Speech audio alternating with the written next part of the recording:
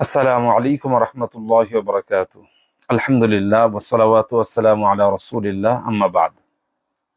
পৃথিবীর বুকে ইসলাম ছাড়াও বেশ কয়েকটা গুরুত্বপূর্ণ এবং বড় ধর্ম আছে, যেগুলোর কোনোটার বয়স 2000 বছর, কোনোটার বয়স 4000 বছর, কোনোটার বয়স 5000 বছর। কোনো ধর্মের ফলোয়ারের সংখ্যা 1.5 বিলিয়ন, কোনো ধর্মের ফলোয়ারের সংখ্যা 1 বিলিয়ন, কোনো ধর্মের ফলোয়ারের সংখ্যা হয় তার একটু কম।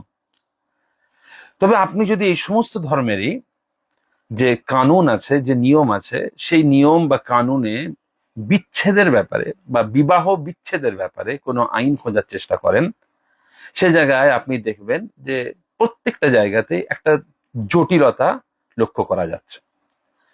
পৃথিবীর বেশ কয়েকটা ধর্ম এমন আছে যে ধর্মের মধ্যে বলে দেওয়া হয়েছে যে বিবাহ হচ্ছে একটা এমন সম্পর্ক যেটা প্রভুর পক্ষ থেকে নির্ধারিত হয়, এমন একটা সম্পর্ক, এমন একটা বন্ধন যেটা প্রভু বেঁধে দেন। সেজন্য পৃথিবীর কোনো মানুষের ক্ষমতা নেই সেই বন্ধনকে ভেঙে ফেলার। এমনকি স্বয়ং স্বামী বা স্ত্রীও সেই বিবাহের বন্ধনকে ভাঙতে পারবেন না। যেমন খ্রিস্টান ধর্ম। এমনকি খ্রিস্টান ধর্মে এটাও বলা হয়েছে, যদি কোনো ব্যক্তি নিজের স্ত্রীকে ত্যাগ করে বা কোনো নারী নিজের স্বামীকে ত্যাগ করে, তারপরে অন্য কাউকে বিবাহ করে, তারপরেও তাদের এই সম্পর্কটা অবৈধ। একইভাবে আপনি যদি ইহুদি ধর্ম দেখেন, যদিও ইহুদি ধর্মের মধ্যে বা জুদাইজমের মধ্যে বৈবাহিক সম্পর্ক বিচ্ছেদের একটা আইন তো আছেই, তবে সেই আইনটা একটু জটিল। কেমন? ইহুদি ধর্মে একটা বিষয় বলা হয়েছে, যদি কোনো পুরুষ তার স্ত্রীকে তালাক দিতে চান বা ডিভোর্স দিতে চান, সেক্ষেত্রে তাকে নিজে হাতে নিজের স্ত্রীর কাছে একটা ডকুমেন্টস দিতে হবে, যার নাম হলো গেট। এই ডকুমেন্টসটা মূলত 12 লাইনের হয় আরামাইক ভাষা। যদি কোনো স্বামী নিজের স্ত্রীকে নিজ হাতে এই ডকুমেন্টটা না দেন, এই কাগজটা, এই লিখিত ডকুমেন্টটা না দেন, তাহলে যাই হয়ে যাক সেই স্ত্রী নিজের স্বামীর থেকে নিজেকে আলাদা করতে পারবে না। যদি সেই স্বামী অ্যাবিউসিভ হয়, যদি সেই স্বামী জালিম হয়, যদি সেই স্বামী মদ্যপ হয়, যদি তাদের মধ্যে ভালোবাসার সম্পর্ক না থাকে, যদি পারস্পরিক ভালোবাসা নষ্ট হয়ে যায়, তারপরেও সেখানে বিচ্ছেদের কোনো সুযোগ থাকে না। ঠিক এই কারণেই আপনি দেখবেন যে বর্তমান সময়েতে আধুনিক আইন ব্যবস্থায় কোর্টে যে বিচ্ছেদের সিস্টেম আছে, সেই সিস্টেমগুলো অধিকাংশ ক্ষেত্রেই কোনো ধর্মের সাথে মেলে না। আপনি যদি দেখেন, না এটা খ্রিস্টান ধর্মের ধর্মীয় গ্রন্থের সাথে মেলে, না হিন্দু ধর্মের ধর্মীয় গ্রন্থের সাথে মেলে, না ইহুদি ধর্মের ধর্মীয় গ্রন্থের সাথে মেলে। পাশ্চাত্যে একটা এমন বড় ডিলেমা বা একটা বড় সমস্যা সেখানে আছে, যেখানে দেখা যাচ্ছে যে একটা নারী ও একটা পুরুষ আইনের দৃষ্টিতে আলাদা হয়ে গিয়েছেন, কিন্তু ধর্মের দৃষ্টিতে তারা এখনো স্বামী স্ত্রী। ঠিক এই সমস্যাগুলোকেই আজ থেকে 1500 বছর আগে ইসলাম বুঝেছিল।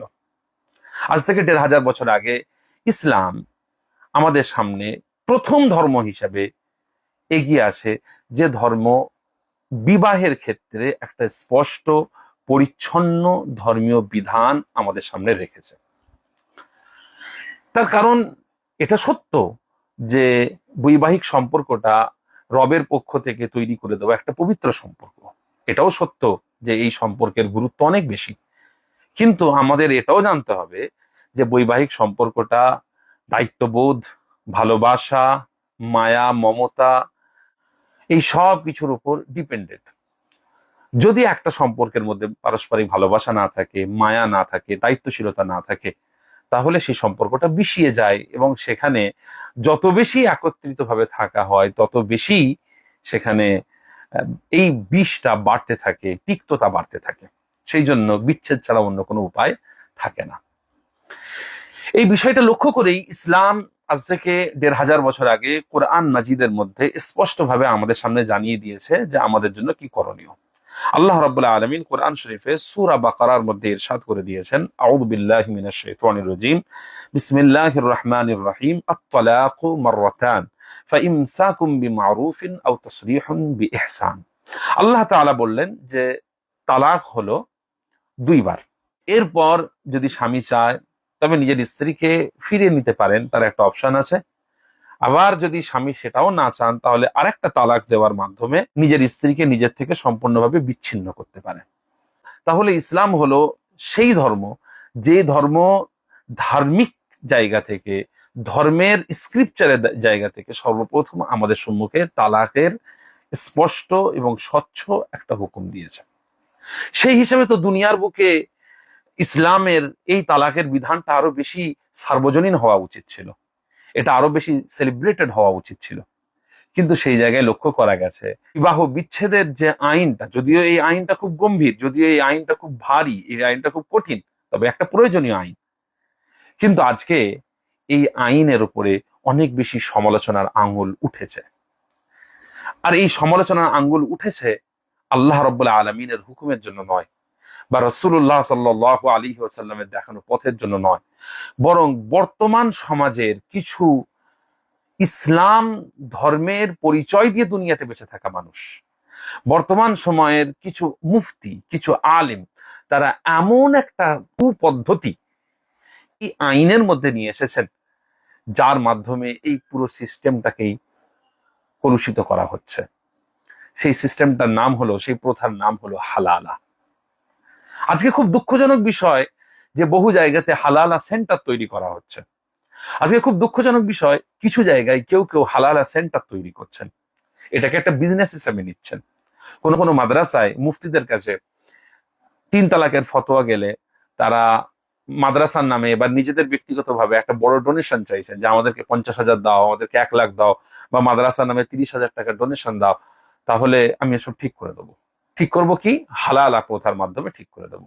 আমরা এই পদ্ধতির ব্যাপারে আরো আলোচনার আগে জেনে নিই যে আসলে এই পদ্ধতিটা কি। মূলত এই পদ্ধতিটা হলো, একজন স্বামী যদি তার স্ত্রীকে 3টে তালাক দেন, দেওয়ার পর সেই স্বামীর জন্য ওই স্ত্রীকে আবার নিজের কাছে স্ত্রী রূপে ফিরিয়ে নেওয়াটা একেবারে বন্ধ হয়ে যায়, সেই সুযোগ ইসলাম আর দেয় না। সেই জন্য একজন আলিম কি করে, বা একজন মুফতি কি করে, বা একটা মাদ্রাসা, একটা হালালা সেন্টার কি করে, একটা নির্দিষ্ট মুহূর্তের জন্য, সেটা 1 দিন হতে পারে, 1 ঘন্টা হতে পারে, 6 ঘন্টা হতে পারে, 2 ঘন্টা হতে পারে, এরকম একটা মুহূর্তের জন্য ওই তালাক প্রাপ্তা নারীকে একজন পুরুষের সাথে হালালা বিবাহ করায়। সেই পুরুষ যখন বিবাহ করে তখন জানে যে আমি একে 1 ঘন্টা পর ছেড়ে দেবো, বা 1 দিন পর ছেড়ে দেবো, বা 1 রাত পর ছেড়ে দেবো, এবং এই বিবাহের মাধ্যমে তারা শারীরিক সম্পর্ক ঘটায়। তারপরে এই তালাক প্রাপ্ত নারীকে আবার তার পূর্বে স্বামীর কাছে বিয়ে দিয়ে দেওয়া হয়।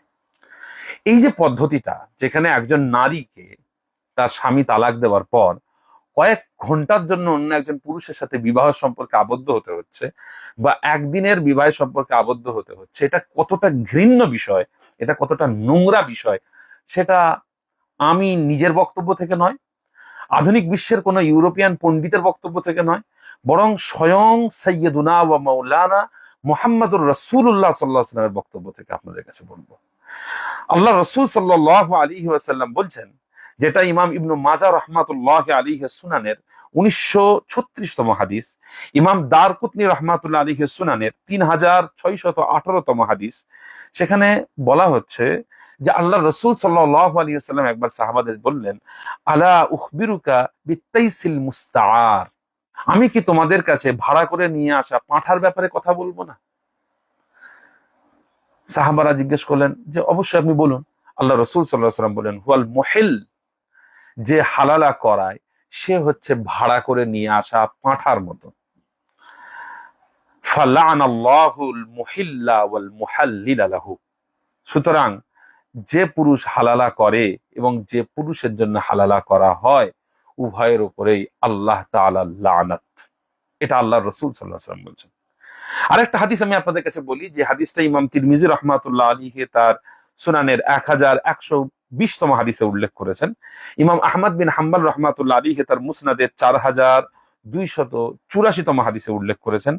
ইমাম নাসাই রাহমাতুল্লাহ আলাইহি তার সুনানুল কুবরার 5511তম হাদিসে উল্লেখ করেছেন। সেখানে আল্লাহ রাসূল সাল্লাল্লাহু আলাইহি ওয়াসাল্লামের ব্যাপারে বলা হয়েছে, লাআনা রাসূলুল্লাহি সাল্লাল্লাহু আলাইহি ওয়াসাল্লামা আল মুহাল্লিলা ওয়াল মুহাল্লালা লাহু, আল্লাহ রাসূল সাল্লাল্লাহু আলাইহি ওয়াসাল্লাম ওই ব্যক্তির উপরে লানাত করেছেন যে ব্যক্তি হালালা করে, ওই ব্যক্তির উপরে লানাত করেছেন যার জন্য হালালা করা হয়। আল্লাহ রাব্বুল আলামিনের বিধানের শ্রেষ্ঠ ব্যাখ্যাকার দুনিয়াতে যার হাতে ইসলাম প্রতিষ্ঠিত হয়েছে, যিনি না এলে ইসলাম বলে এই দুনিয়াতে কিছু থাকতো না, সেই মুহাম্মদুর রাসূলুল্লাহ সাল্লাল্লাহু আলাইহি ওয়াসাল্লাম যদি হালালা নামক এই প্রথার এত কঠোর সমালোচক হন, তাহলে আজকে মুসলিম সমাজের মাঝখানে এই প্রচলন, এই প্রথা আসলো কিভাবে, সেটা জানবো।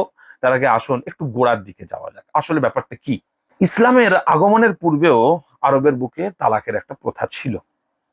মানুষজন নিজের স্ত্রীকে তালাক দিত, তারপর ইদ্যত পালন করা হতো। ইদ্যত মানে কি? ইদ্যত মানে হলো একজন স্ত্রী তালাক প্রাপ্ত হওয়ার পর সহজ ভাষায় 3 মাস পর্যন্ত অপেক্ষা করবেন অন্য কোনো জায়গায় বিয়ে না করে। কেন? এই সময়ের মধ্যে সেই তালাক দেওয়া স্বামীর পক্ষ থেকে স্ত্রীর গর্ভে কোনো সন্তান এসেছে কিনা সেটা স্পষ্ট হয়ে যাবে। যদি কোনো সন্তান এসে থাকে পূর্বে স্বামীর পক্ষ থেকে, তাহলে সেই সন্তানের প্রসব পর্যন্ত স্ত্রী অন্য কাউকে বিবাহ করবেন না। আর যদি সন্তান না আসে, তাহলে তিনি অন্য জায়গায় বিবাহ করবেন। এটাই হচ্ছে ইদ্যত প্রথা।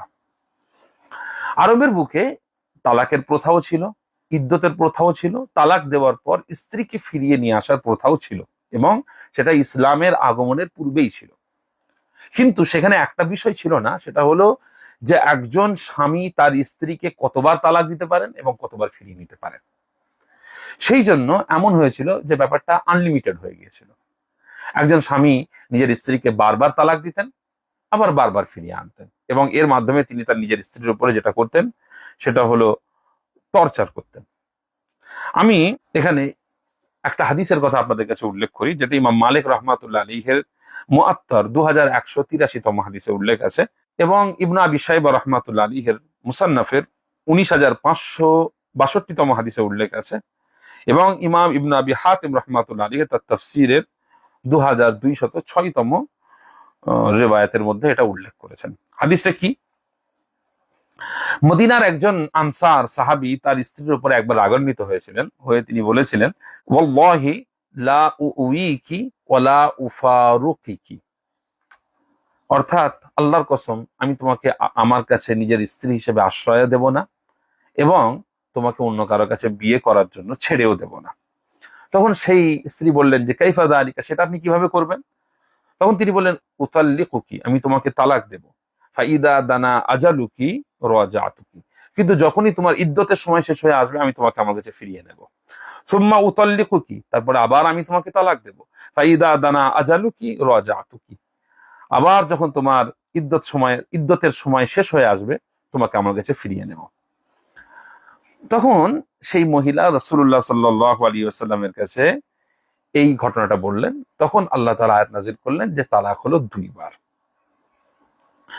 এখান থেকে স্পষ্ট হয় যে আরবের বুকে একটা সিস্টেম ছিল একটা নারীর উপর অত্যাচার করা, সেটা হচ্ছে তাকে বারবার তালাক দেওয়া, বারবার ফিরিয়ে আনা, যাতে সেই নারী নিজের স্বামীর কাছে স্ত্রী হিসাবে সম্মানও না পায়, আবার অন্য কারো কাছে ফিরেও যেতে না পারে। সেই জন্য ইসলাম একটা বিধান তৈরি করলো। সেই বিধান হলো একজন নারীকে তার স্বামী সর্বোচ্চ 3 বার তালাক দিতে পারে। 2 বার তালাক দেওয়ার পর নিজের স্ত্রীকে নিজের কাছে ফিরিয়ে নিতে পারে, কিন্তু যদি 3 বার তালাক দিয়ে দেয়, সে তার স্ত্রীকে আর নিজের কাছে ফিরিয়ে আনতে পারবে না। এটাই হলো ইসলামে তালাকের বিধান।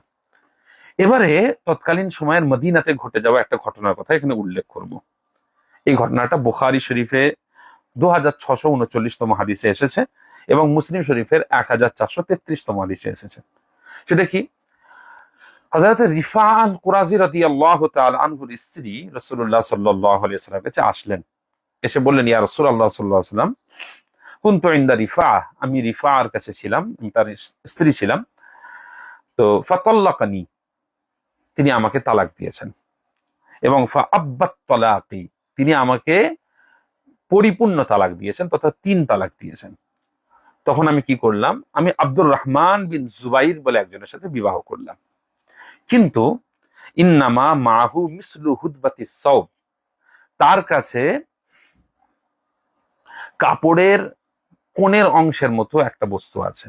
অর্থাৎ এই কথার মাধ্যম দিয়ে বুঝিয়েছেন যে সম্মানিত আব্দুর রহমান বিন জুবাইর রাদিয়াল্লাহু তাআলা আনহু শারীরিক সম্পর্কের জায়গাটা আছে, এক্ষেত্রে তিনি অক্ষম, এতটাই অক্ষম যে এরপরে আর সংসার করার কোনো অর্থ হয় না। তো সেই জন্য তিনি ওই দ্বিতীয় স্বামীকেও তালাক দিয়েছেন। আল্লাহ রসুল সাল্লাল্লাহু আলাইহি ওয়াসাল্লাম জিজ্ঞেস করলেন যে আতুরিদিনা আন তারজিই ইলা রিফা, তার মানে কি তুমি এখন তোমার পূর্বের প্রথম স্বামীর কাছে ফিরে যেতে চাইছো? তখন মহিলা বললেন যে হ্যাঁ, কিন্তু আল্লাহ রসুল সাল্লাল্লাহু আলাইহি ওয়াসাল্লাম বললেন যে এটা সম্ভব হবে না যতক্ষণ পর্যন্ত না তোমার দ্বিতীয় স্বামী তোমার স্বাদ গ্রহণ করে এবং তুমি তোমার দ্বিতীয় স্বামীর স্বাদ গ্রহণ করো। অর্থাৎ আল্লাহ রসুল সাল্লাল্লাহু আলাইহি ওয়াসাল্লাম এখানে বুঝিয়ে দিলেন যে একজন ব্যক্তি তার স্ত্রীকে তালাক দেওয়ার পর সেই স্ত্রী যদি অন্য কারোর সাথে বিবাহ করে, তারপরে যদি সেই দ্বিতীয় স্বামীর সাথে এই মহিলার ইন্টিমেসি বা শারীরিক সম্পর্ক হয়, তারপরেই এই স্ত্রীর জন্য প্রথম স্বামীকে বিয়ে করাটা জায়েজ হয়। এখানে একটা বিষয় লক্ষ্য করুন, এই যে রিফা আল কুরাজি রাদিয়াল্লাহু তাআলা আনহুর স্ত্রী, তাকে যে প্রথম স্বামী তালাক দিয়েছিলেন, এটা কোনো হঠকারিতার কারণে নয়, চিন্তাহীনতার কারণে নয়, আবেগের বশবর্তী হয়ে নয়, রাগের বশবর্তী হয়ে নয়। তিনি ভেবে চিনতে নিজের স্ত্রীকে 3টে তালাক দিয়েছেন এবং তালাক দেওয়ার পর তিনি নিজের স্ত্রীকে ফিরিয়ে নিতেও চাননি। এরপর স্ত্রী কি করলেন? তিনি আব্দুর রহমান বিন জুবায়ের রাদিয়াল্লাহু তাআলা আনহুর সাথে বিবাহ করলেন। এই বিবাহ কিন্তু হালালার বিবাহ ছিল না, কয়েক মুহূর্তের জন্য, কয়েক ঘন্টার জন্য বিবাহ ছিল না, যেমনটা বর্তমানে হালালা সেন্টার নামক প্রথার মধ্যে চলে। বরং এই বিবাহটা ছিল একটা স্বাভাবিক স্বাধীন বিবাহ, যেখানে উভয়েই একে অপরের সঙ্গে সংসার করার উদ্দেশ্য নিয়ে বিবাহ করেছিলেন। কিন্তু বিবাহের পরে সেই মহিলা লক্ষ্য করলেন যে তার এই দ্বিতীয় স্বামী শারীরিকভাবে অক্ষম, সেই জন্য তিনি নিজের দ্বিতীয় স্বামীর কাছ থেকেও তালাক চাইলেন এবং বিচ্ছিন্ন হয়ে গেলেন। বিচ্ছিন্ন হওয়ার পর তিনি এখন তার পূর্বের স্বামীর কাছে ফিরে আসতে চাইছেন, যেটাকে আল্লাহ রসুল সাল্লাল্লাহু আলাইহি ওয়াসাল্লাম বারণ করলেন। এই হলো সিস্টেম। এখন এই ঘটনাটাকে সামনে রেখে, এই হাদিসকে সামনে রেখে আমাদের সমাজের কিছু মানুষ একটা আইনের ফাঁক বের করেছেন। সেই ফাঁকটা কি? সেটা হলো যে তাহলে একটা কাজ করাই যায়, একজন ব্যক্তি যদি তার স্ত্রীকে 3টে তালাক দেয়, দেওয়ার পর একটা মুহূর্তের জন্য কারো একজনের সঙ্গে বিয়ে দেওয়া যাবে, বিয়ে দেওয়ার পর সেখান থেকে তালাক করিয়ে নেওয়া হবে, তালাক করিয়ে নিয়ে আবার প্রথম স্বামীর কাছে তাকে ফিরিয়ে দেওয়া হবে এবং এর মাঝখান থেকে কিছু অর্থ উপার্জন করে নেওয়া হবে। কিন্তু আপনি যদি এই হাদিসের ঘটনাটার দিকে তাকান এবং বর্তমান সময়ের প্র্যাকটিসের দিকে তাকান, তাহলে আপনি সেখানে আকাশ ও পাতালের তফাৎ খুঁজে পাবেন। এখানে যেটা ঘটছে, একজন আবেগের বশবর্তী হয়ে, রাগের বশবর্তী হয়ে, কোথাও কোথাও মদ্যপ অবস্থায় কেউ কেউ কোন রকম চিন্তা ভাবনা না করে নিজের স্ত্রীকে তালাক দিচ্ছে, আবার তারপর সেই স্ত্রীকে ফিরিয়ে নিতে চাইছে নিজের কাছে। সেই জন্য একজনকে বলে কয়ে হালালার উদ্দেশ্য নিয়ে বিবাহ দেওয়া হচ্ছে। এই ঘটনার সাথে রাসূলুল্লাহ সাল্লাল্লাহু আলাইহি ওয়াসাল্লামের সময় ঘটা যে ঘটনা, তার কোনো সামঞ্জস্যতা নেই, তার কোনো মিল নেই। সেজন্য আমি নিজে, আমার সামনে একটা কিতাব আছে, সেটা হচ্ছে রাওয়াইউল বায়ান ফি তাফসিরি আয়াতিল আহকামি মিনাল কুরআন। এটা লেখক হচ্ছেন আল্লামা মুহাম্মদ আলী আস-সাবুনী রাহমাতুল্লাহ আলাইহি। আমি এখানে দেখছিলাম এই হালালা বিবাহের ব্যাপারে, তিনি এখানে একটা কথা বলেছেন, সেটা হলো জামহুর, উম্মাতের জামহুরের একটা বক্তব্য হলো, উম্মাতের জামহুর অর্থাৎ বৃহৎ অংশের বক্তব্য হলো, যেমন ইমাম মালিক, ইমাম আহমদ বিন হাম্বল, ইমাম শাফিঈ, ইমাম সুফিয়ান আস-সাউরি রাহিমাহুমুল্লাহ, তারা সকলেই বলেছেন এমন হালালা বিবাহ এটা হলো সম্পূর্ণ বাতিল এবং এই বিবাহের মাধ্যমে না দ্বিতীয় বিবাহটা হালাল হয়, না এই বিবাহের পর প্রথম স্বামীর কাছে ফিরে যাওয়াটা হালাল হয়। যদিও এক্ষেত্রে হানাফি মাযহাবের এবং শাফি মাযহাবের কিছু আলেমের একটা অন্য বক্তব্য আছে। সেই বক্তব্যটা কি? সেই বক্তব্যটা হলো যে এই দ্বিতীয় বিবাহটা বৈধ, কিন্তু এই বিবাহের মধ্যে যে হালাল আর শর্ত দেওয়া হচ্ছে, এই শর্তটা বৈধ নয় এবং এই পুরো প্রসেসটা হচ্ছে মাকরুহ তাহরিমি। তো এখান থেকে বোঝা গেল উম্মাতের জামহুর এটাকে রিজেক্ট করেছেন, হানাফি মাযহাবে এটাকে অপছন্দ করা হয়েছে। কিন্তু এই হালালা পদ্ধতির মাধ্যমে প্রথম স্বামীর কাছে স্ত্রীকে ফিরিয়ে দেওয়া যাবে এমন কোনো স্পষ্ট পদ্ধতি হানাফি ফিকহেও নেই। হানাফি ফিকহের কোনো কেতাবেও এইভাবে বলা নেই যে এক্ষেত্রে একজন একজনের সঙ্গে বিবাহ দেবে, বিবাহ দিয়ে 1 ঘন্টা রাখবে বা 1 দিন রাখবে, রেখে তালাক দিয়ে দেবে, দিয়ে তারপরে প্রথম স্বামীর কাছে ফিরিয়ে দেবে, এমন কোনো পদ্ধতি হানাফি ফিকহের কেতাবেও আমার জানা মতে নেই। আজকের যুগে কিছু আলেম, কিছু মাওলানা, কিছু হুজুর, কিছু মাদ্রাসা, কিছু প্রতিষ্ঠান, কিছু ব্যবসায়ী, কিছু ধর্ম ব্যবসায়ী এই ঘটনাটাকে সামনে রেখে তারা যেটা করছেন সেটা হলো একটা ব্যবসা করছেন, যে আমার মাদ্রাসাতে বা আমার প্রতিষ্ঠানে বা আমাকে এত টাকা দাও, আমি হালালা পদ্ধতির মাধ্যমে পুরো ব্যাপারটাকে সমাধান করে দেব, একজনের সঙ্গে বিয়ে দিয়ে দেবো, 1 ঘন্টার ব্যাপার, তারপরে সে তোমার কাছে ফিরে আসবে। এই যে ঘটনাটা যারা ঘটাচ্ছেন, তারা না কোরআনের আয়াতকে সঠিকভাবে পালন করছেন, তারা না রাসূলুল্লাহ সাল্লাল্লাহু আলাইহি ওয়াসাল্লামের সুন্নাতকে সঠিকভাবে পালন করছেন, তারা না উম্মতের জমহুরের বক্তব্যকে সঠিকভাবে পালন করছেন। তারা যেটা করছেন সেটা হলো একটা সম্পূর্ণ ব্যবসা, এবং এর মাধ্যমে তারা এই জাতিকে এবং এই ইসলাম ধর্মের আইনকে আজকে কলুষিত করছেন, বিদ্রুপের পাত্র বানাচ্ছেন। আমি যদিও মুফতি নই, কিন্তু আমার কাছে বহু মানুষ বিভিন্ন ব্যাপারে মাসআলা মাসাইল জানার জন্য ফোন করেন, কথা বলেন, আলোচনা করেন।